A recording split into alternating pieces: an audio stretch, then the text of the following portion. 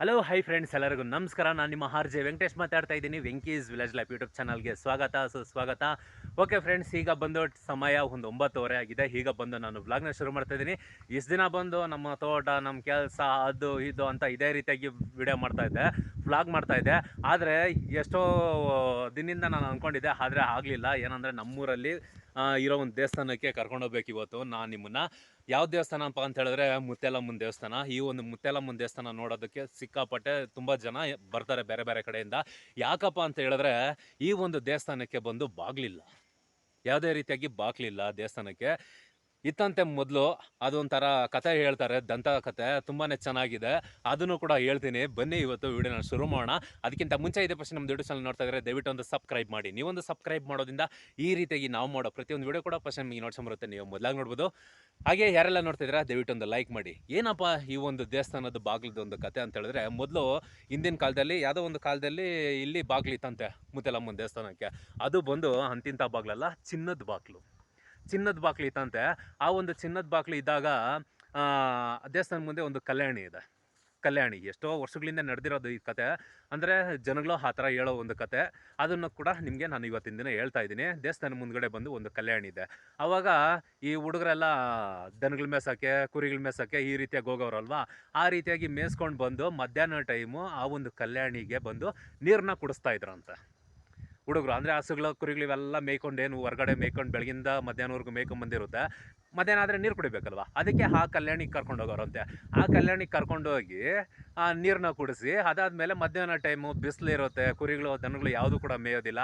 ಅಲ್ಲೇ ಎಲ್ಲ ನಿಲ್ಲಾಕ್ಬಿಟ್ಟು, ನೆರಳಲ್ಲಿ ನಿಲ್ಲಿಸ್ಬಿಟ್ಟು, ಈ ಚಿಕ್ಕ ಹುಡುಗರು ನೋಡಿದಿರಲ್ವ ಆಟ ಹೇಗಿರುತ್ತೆ ಅಂತ, ಅವರು ಆ ಥರ ಆಟ ಆಡುವಾಗ ದೇವರು, ನಾನು ಆ ಹುಡುಗರ ಜೊತೆ ನಾನು ಆಟ ಆಡಬೇಕು ಅಂತ ಆಸೆ ಬಿದ್ದು ಹೋಗುತ್ತೆ, ದೇವರು ಹೋಗುತ್ತಂತೆ.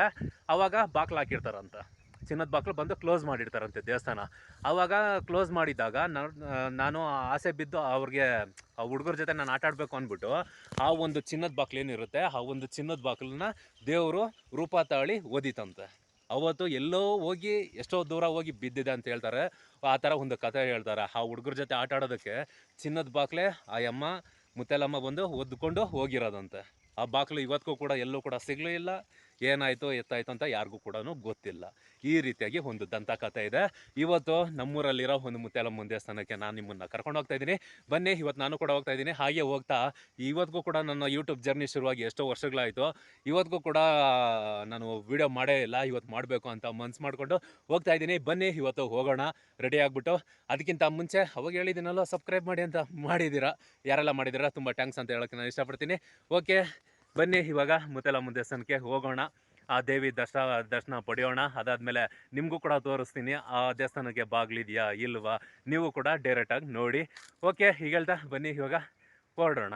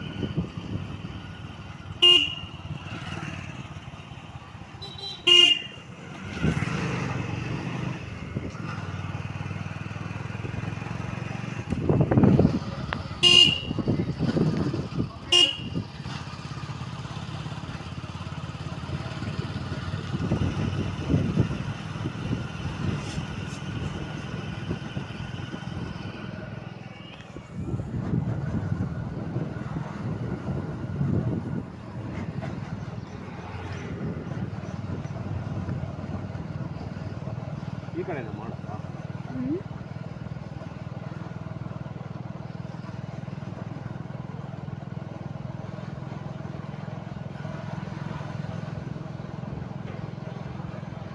ಈ ಕಡೆ ಮಾಡಿದ್ರೆ ರೋಡಲ್ಲಿ ಬೀಳ್ತೈತೆ ನಡಿ, ಕಿವಿ ಬೀಳ್ತೈತೆ ಈ ಕಡೆ.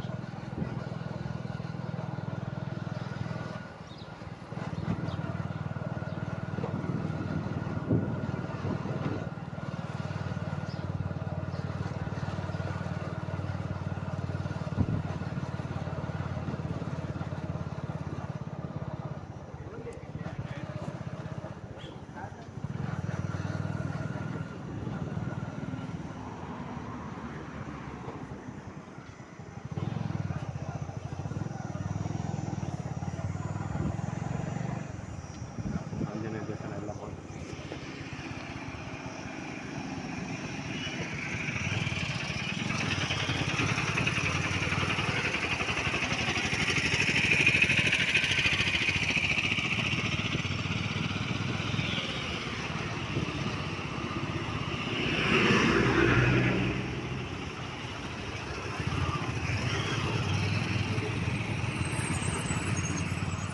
ಅಲ್ಲಿ ಹೋದ್ಮೇಲೆ ಆರ್ಚ್ ಎಲ್ಲ ಬಿಡೋದು ಮಾಡೋದು ಎಲ್ಲಿ? ಅಲ್ಲಿ ಎಂಟ್ರಿ ಕೊಡ್ತೀರಲ್ಲ ಆರ್ಚ್ ಎಲ್ಲ ಬಿಡೋದು.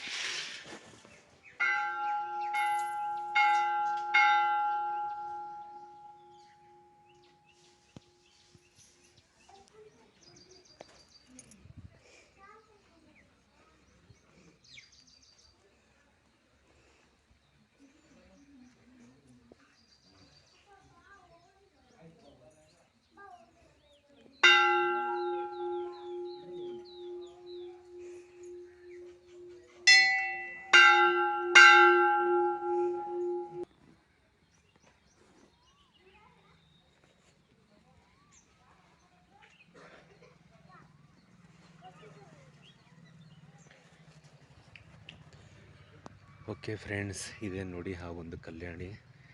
ನಾನು ಹೇಳಿದ್ನಲ್ವಾ, ಇದೇ ಬಂದು ಕಲ್ಯಾಣಿ. ಈ ಕಲ್ಯಾಣಿನಲ್ಲಿ ನೀರು ಕುಡಿಸೋಕ್ಕೆ ಬರೋರು ಹುಡುಗರು ಆವಾಗ ಹುಡುಗರ ಜೊತೆ ಆಟ ಆಡೋಕ್ಕೆ ಆಸೆ ಪಟ್ಟಿದ್ದು ಈ ತಾಯಿ. ನೋಡಿ, ಇದೆ ಆ ಒಂದು ಕಲ್ಯಾಣಿ.